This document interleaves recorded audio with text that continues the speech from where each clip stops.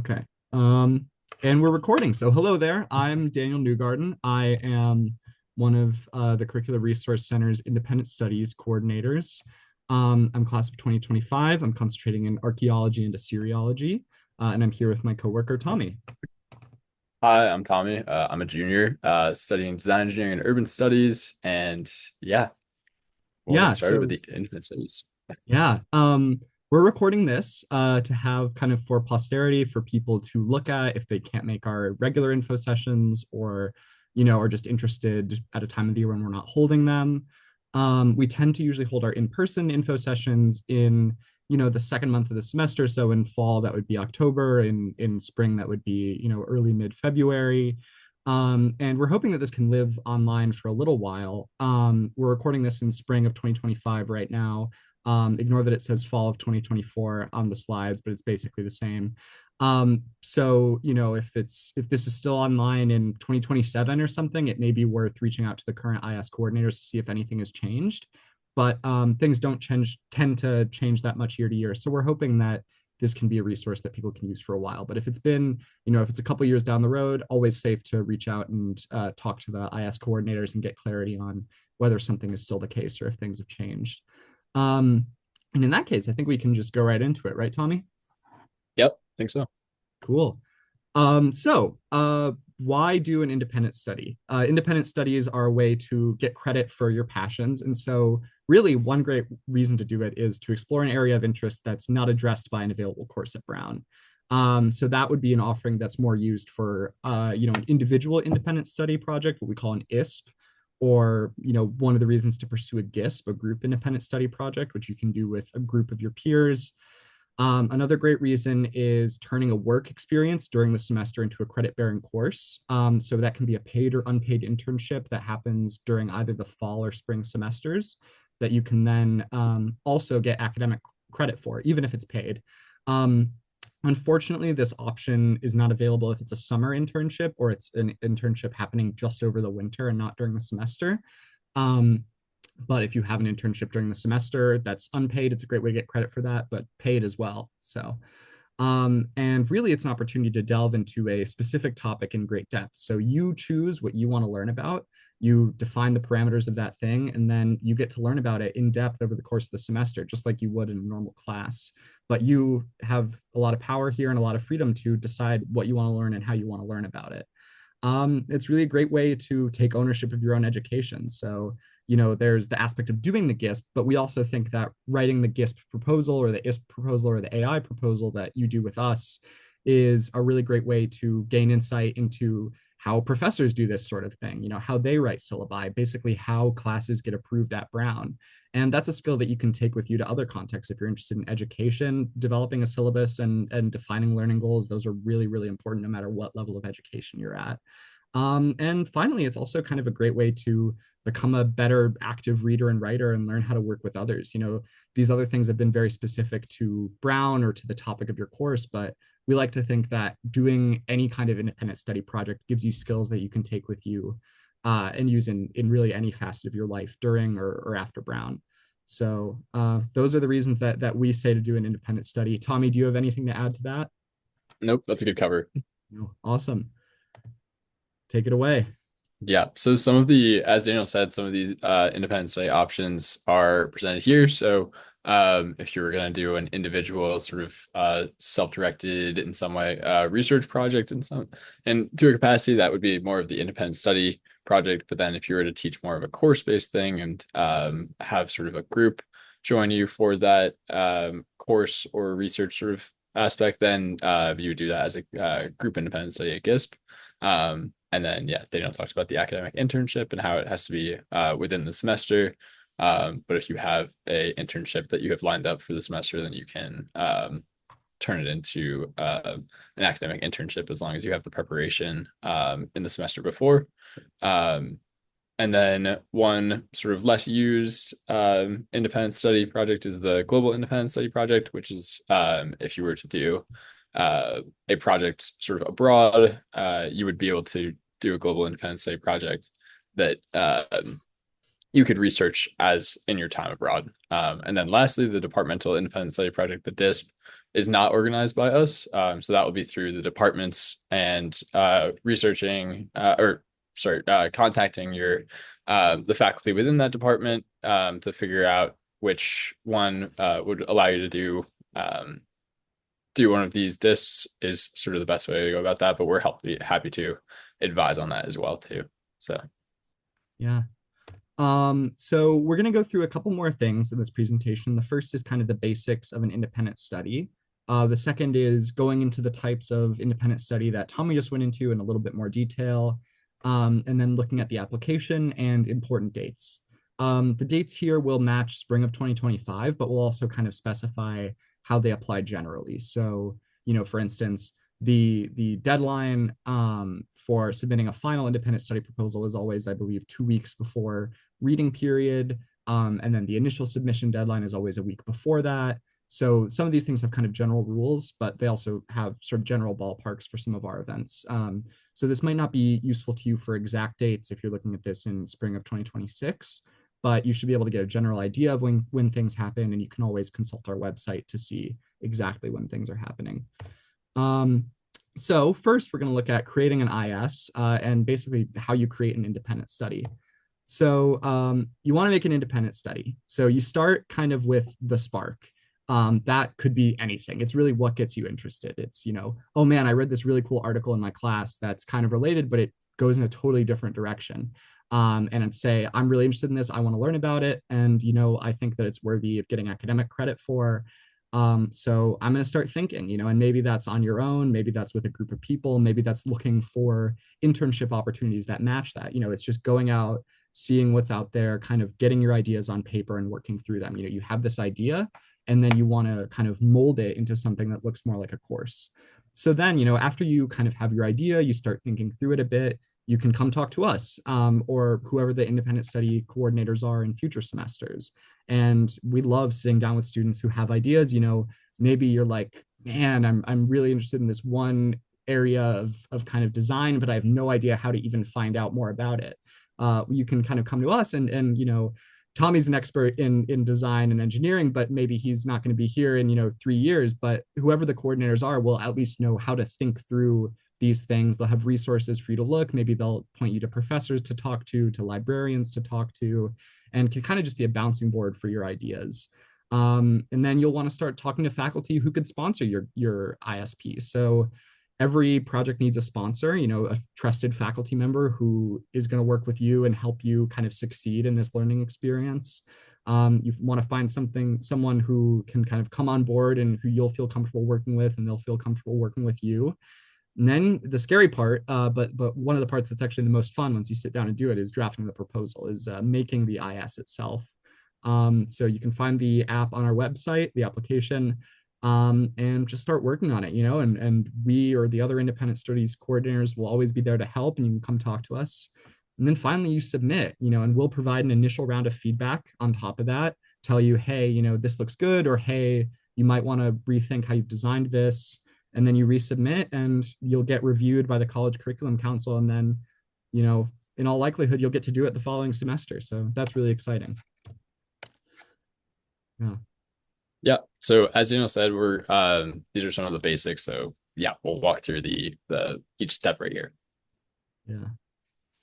So getting your idea GISP ready. So yeah, we'll come in with an idea in mind, but as said, it can be really as basic as reading an article or yeah, letting it sort of just flow from there. But we want to be able to sort of dive into that idea with you and figure out what interests you about that idea, and sort of what other sources and what other things have already been done on that idea. Also, maybe if there's already been a GISP on that idea, it can be a great resource to look through some of the information that they have found, and then be able to reframe into your own plan for the GISP and sort of yeah, showing that. But yeah, we really want you to be able to demonstrate how you want to be learning about that subject with that idea. So that's what you're going to be able to do in your proposal. Sorry. So then going to finding a faculty, or Tommy, was that everything you had? Or Yeah. Yeah, yeah, Sorry, that's I perfect. accidentally moved the slides. So, You're good. as I said before, after that is finding a faculty sponsor. So, one thing we like to tell people is it's always better to work with a faculty member who knows you and who you have mutual trust with. So, consider faculty you've worked with or taken classes with.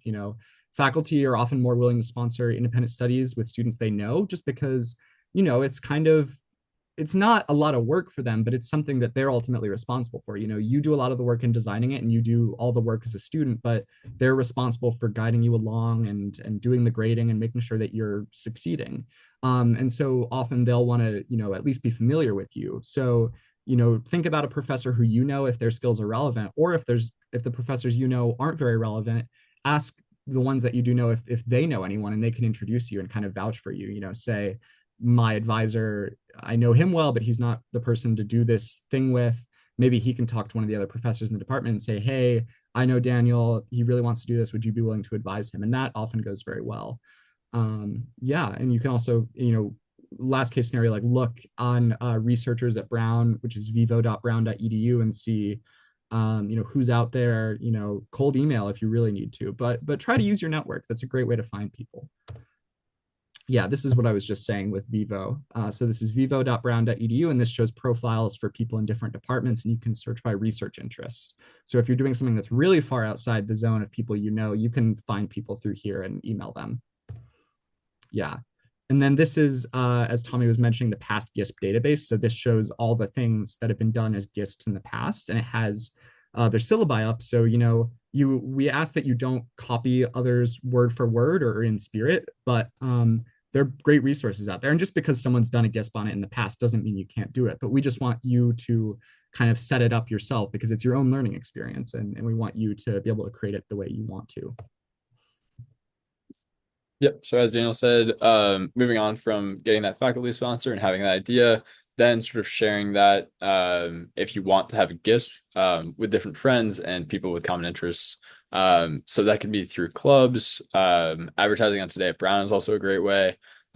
Working in like the departments as well. And then there's also like just social media and that. And then we're always the coordinator always able to help as well and help you sort of find a group that would be maybe helpful for getting that all together. So.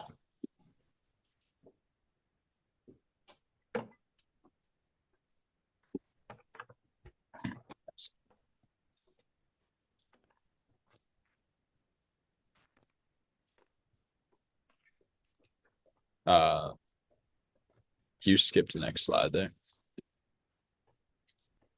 Yep. Sorry, 1 second. I just You're need good. to plug my computer in before it No, dies. totally. Yeah. Sorry for that, guys. Technical difficulties. No Um, worries. But yeah, yeah. also, and as a note too, before that too, it's just with that group, we can sort of have 20 people is your maximum for the group. But as you'll see, sort of with the GISP, it fluctuates with those numbers as you go through like shopping period and registration and stuff like that. So. And if you have more than 20 people interested, we allow you to do a wait list of 5 people. So if people drop out before the end of shopping period, those people can join. And often, if you have really strong interest and you have a full class and a full wait list and no one has dropped, there's flexibility to add some of those people on the wait list. But generally, we ask you to keep it to 20 and then do the wait list. And certainly hard limit at 25, sadly. So help with the proposal.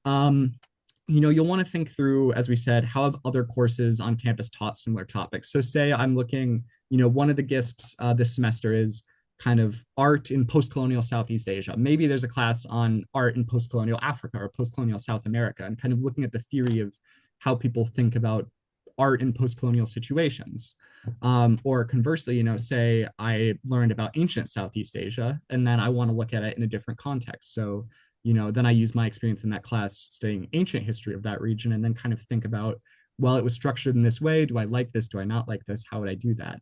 And you want to talk, again, use your network. You want to talk to your professors. You want to look for readings. You want to ask them if they have suggestions. You want to ask them if they have advice for how to organize a class. Maybe they think you should write this many papers or you should do this kind of special assignment or things like that. And then again, the GISP database, which we just mentioned, is a really great tool. You can see if there's been one on a similar topic or even a very close topic and see, well, this is how they organized it. Let's kind of, we like this, so let's take this. We don't like this, so let's cut that. You have a lot of options. Um, and come to our syllabus writing workshop. By the time this hits the internet, it will probably be too late to come to our spring 2025 one, but that's on March 10th. And yeah, please come. That usually happens, I would say, in the third month. So in the fall, that'll be like early to mid-November. In the spring, that's like early to mid March. So, or maybe late October in the fall, but somewhere around there. Again, check our website for current dates. Talk to librarians, as I mentioned earlier. The libraries have special subject librarians whose job it is to know how to find things in their given field. And they're a really great resource that students don't often know about. If you're looking to find something out, say, well, I'm interested in this painting from 16th century Vienna, and I want to know about 16th century Viennese painters. You go to the subject librarian for art history, and they can say, well, there are these dictionaries of art history, there are these books, you should look at them. And finally, talk to us. I mean, like, again, we are students who have our own interests and specializations, but it's also our job to be able to help students with an array of proposals on really different topics, anything ranging from hard science to, the arts. So we may not have the most specialized subject knowledge, but we know how to find knowledge and how to organize these proposals. So we really love working with students on that. So now we're going to look at types of independent studies at Brown and kind of what your options for doing one are. Yep. So going back to the independent study project, if you go to that nice deep chill. So yeah, so we like to describe it as the cheese pizza of the independent study offerings, but really just the base format of which all of the rest of the ISs are built.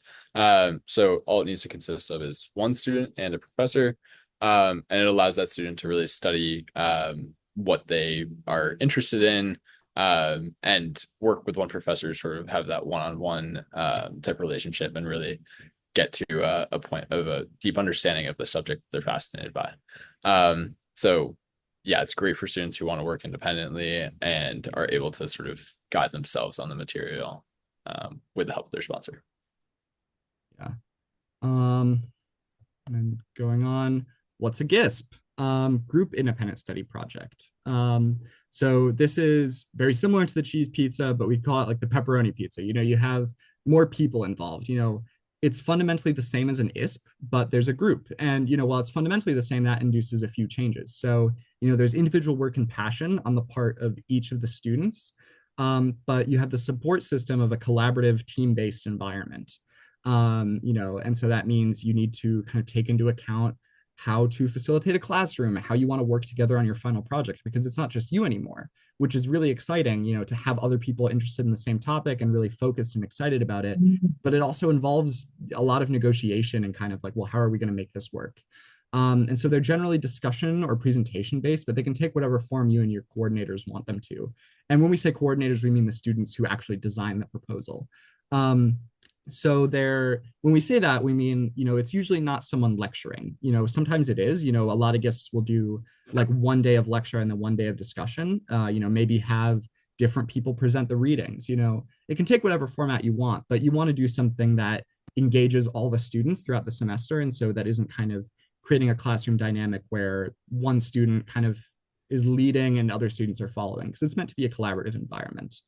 And there's slightly less faculty involvement. So with the ISP, you're meeting with your faculty sponsor 10 times throughout the course of the semester. So that's roughly 2 out of every 3 weeks. But in a GISP, since you have kind of other students to hold you accountable and kind of work together with, the faculty sponsor only is required to come to 5 of the sessions. So it's more student driven in the sense that you're working with other students more than you're working with the faculty member, but the sponsor is still there to advise and help as needed. So what is an AI, academic internship? Not really a great pizza reference on this one, but still a very valuable resource. So for the academic internship, you can be doing an internship during the fall or spring semester and work on an independent study in that.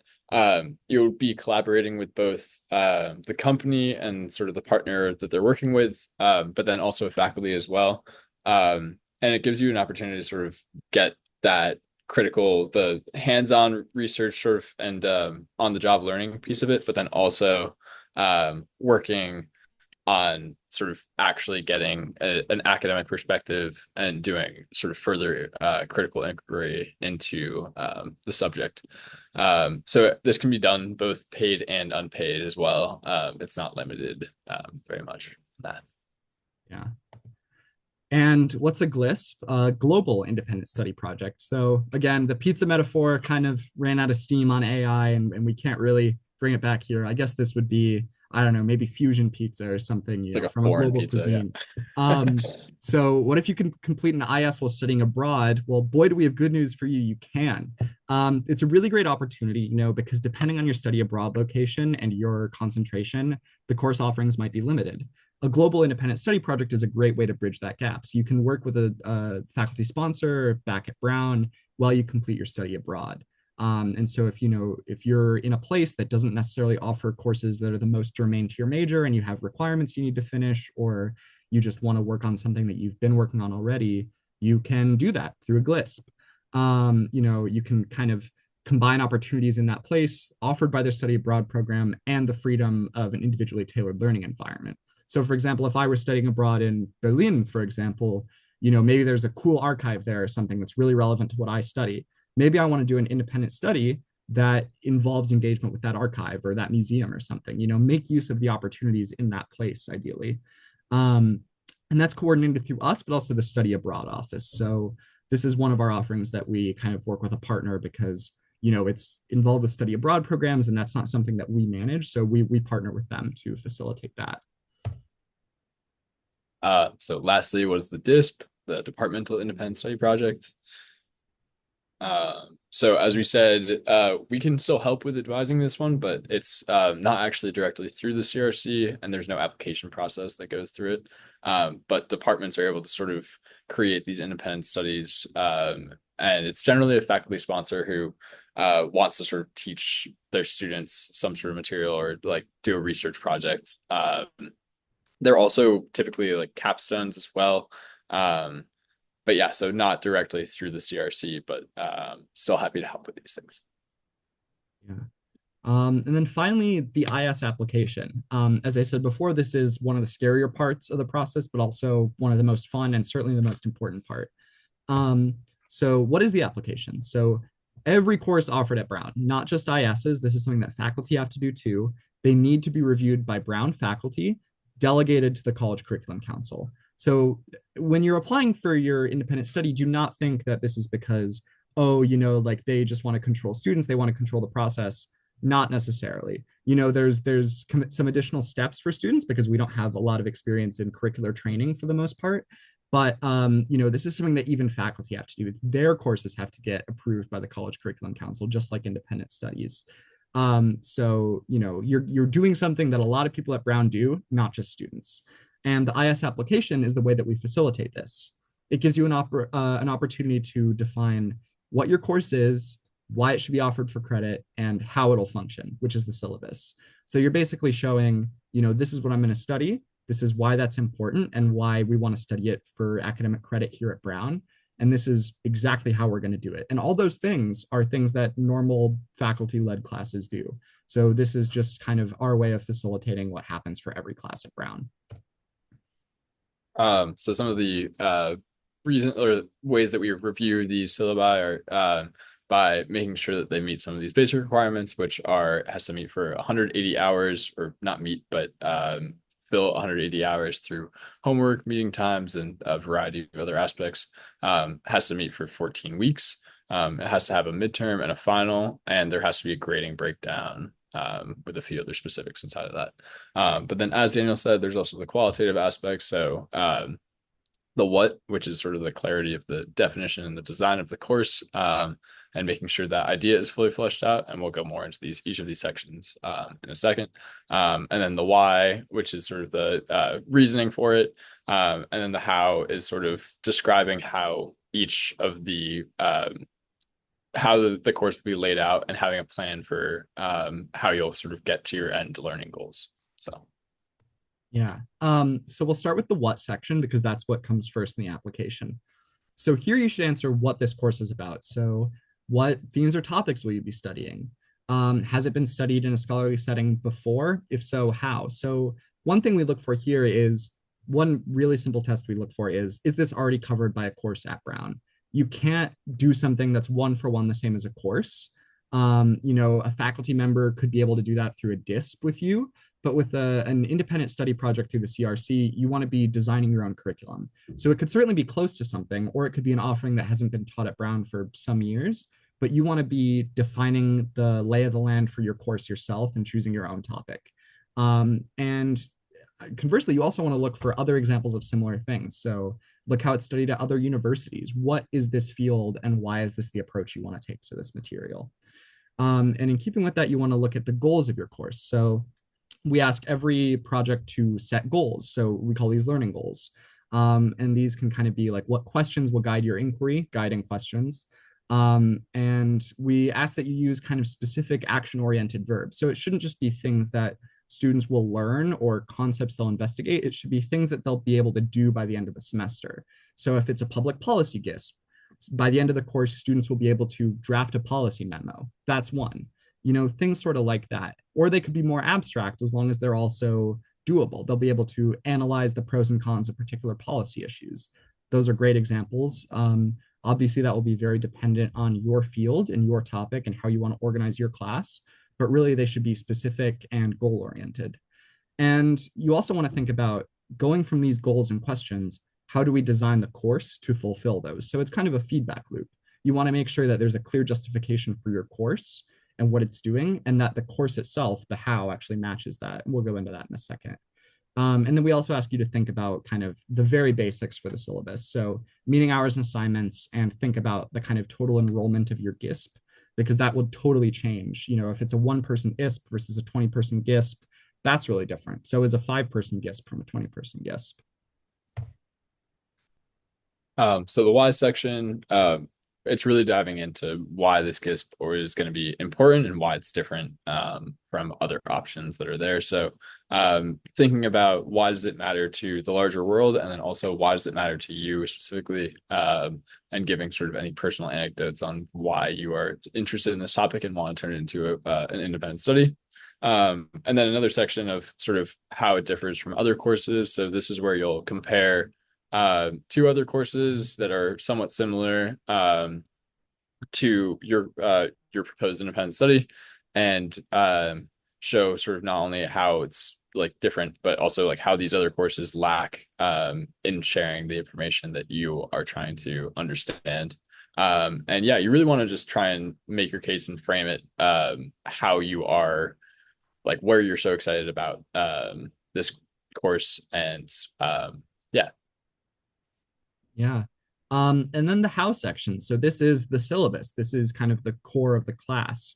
So it consists of a week by week guide to what the topic of each meeting will be, what the reading list will be, what the questions that kind of guide each week will be. So for instance, if I was doing a class on media about politics, I wanted to do a week on like the West Wing or something, I'd say this week we'll investigate how the American political system is discussed through the West Wing. And we'll ask the questions of like, how do they portray politicians? How do they portray media? How do they portray party officials?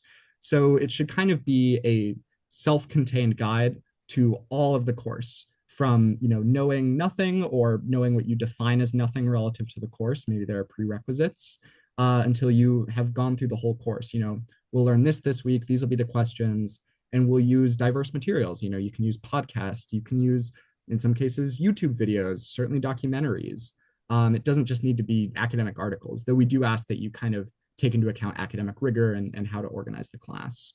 And then you want to think about evaluation. So students need to be evaluated for a grade. That's how school works, even if that grade is SNC. So you want to describe the assignments, say we'll have 3 papers and you'll have to do quizzes. So describe those assignments and why they fit with your learning objectives, how they serve what we just talked about in, oh, we want to learn these things. How do these assignments force us or encourage us to learn these things? And then explain the course requirements, include clear percentages and due dates. Set a meeting time and place. Often GISPs will wait until the spring to do this because you're shopping a lot of things and you have control over when this one class time is set, we do encourage people to try to set a time as early as possible just so they can secure a room with the registrar. But you do have some freedom on meeting time and place. And if it's just you and your sponsor and an individual ISP, obviously that's really kind of subject to you guys, but you should make sure to meet 10 times over the course of the semester. And then bibliography. That should be a list of all the readings and media that you're assigning.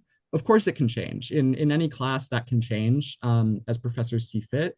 We do ask that you keep to the spirit of your project and don't change it completely. But of course, students' bibliographies change over the course of the semester. And so finally, this is how you find our materials. So we're changing our website now, actually. So this, by the time this goes up, this may change slightly, but you should go to the CRC's website, which is crc.brown.edu, and go to independent studies, and then look around at the tabs and go to application materials, and you'll see the independent study application link, this thing right here. And that's what you should use to fill out as a template. So make a copy and start editing. And then you submit that to us by the deadline and we review it. So going forward, as Daniel said too, this is going to be this is specifically for the spring of 2025, but it will be along the similar structure for the rest of the semesters too. So yeah, you go ahead. Oh no, Tommy, please. So we'll have the independent study writing syllabus writing workshop on March 10th. This info session, as Daniel said, would be happening sort of in February and then in the fall in early October. Early October, yeah. And then the submission deadline for independent studies for the initial submission, it's going to be on April 4th. And then we'll send you the information back and then have you resubmit by April 11th. And then the CCC, the Curricular Committee Council, will review those applications and determine approval and if revisions are required. And then those revisions can be made over summer break. And yeah, this is sort of reflected in a similar schedule with the fall, but you can find all this information on the CRC website and also by asking any of the co-coordinators for whenever this is. Yeah. So this is the deadline for this semester in bright red, April 4th. Please submit by then. We really would like to be able to give everything a solid initial review, and this is the date that allows us to do that. So the process, again, how that works is you'll submit to us April 4th. We like to do a quick turnaround, so we'll review those proposals that weekend. That's a Friday.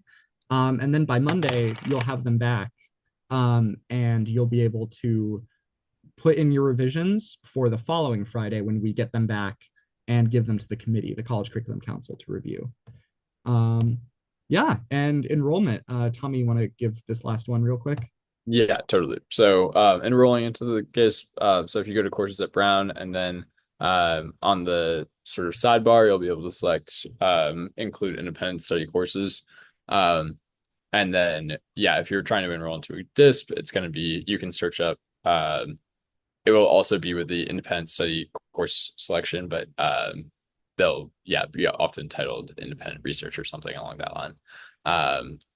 So yeah, just along the same lines as shopping period as well.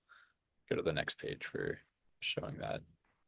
Yeah. Yeah, so the courses Brown there just shows you sort of that basic stuff. But if you search up a GISP, you have to check this box. That's very important. Yes, otherwise you won't see them. That is the key. But yeah, everything else will work out there. And then for enrolling in the DISP on the next page there. Once again, you can see sort of there's different sections that are offered by professors and will be sort of higher level courses with the independent reading or independent research in the title of the course.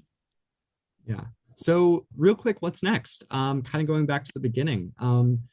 find your sponsor. And if you want to do it in a group project, find other people who might be interested. Talk to your friends, talk to clubs that might have people interested. Talk to them, ask your advisor, hey, I want to do this. What should I look at?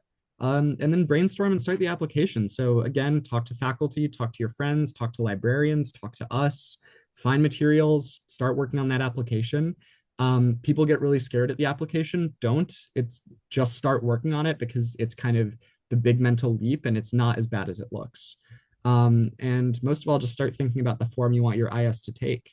Come meet with us. So this semester, our hours are 10 to 12 and 2 to 4, except no longer 2 to 4 on Mondays, I It's think. 10 to 12. Yeah. Just 10 to 12. And then Tuesday, 2 to 4, Wednesday, 10 to 1, and Thursday, 10 to 12. So come on in any of those times. If those don't work for you, shoot us an email at independent_study@brown.edu to find alternative times. And also, especially if you're seeing this in fall of 2025 or later, those have changed. So check our website or email us. And, come to the syllabus writing workshop on March 10th. This might go up after that, so you might not be able to make it. But you can always kind of email us and we'll give you the slides or we'll chat with you. And yeah, we look forward to talking with you and helping you build your independent study. So thank you so much for watching this and engaging with us. And we hope to meet you in person or you talk to whoever's on the team by the time you watch this. So thank you very much. And if you have questions, again, shoot us an email at independent_study@brown.edu or find our open hours online. Um, yeah, Thank you. yeah. Thank you so much. Take care.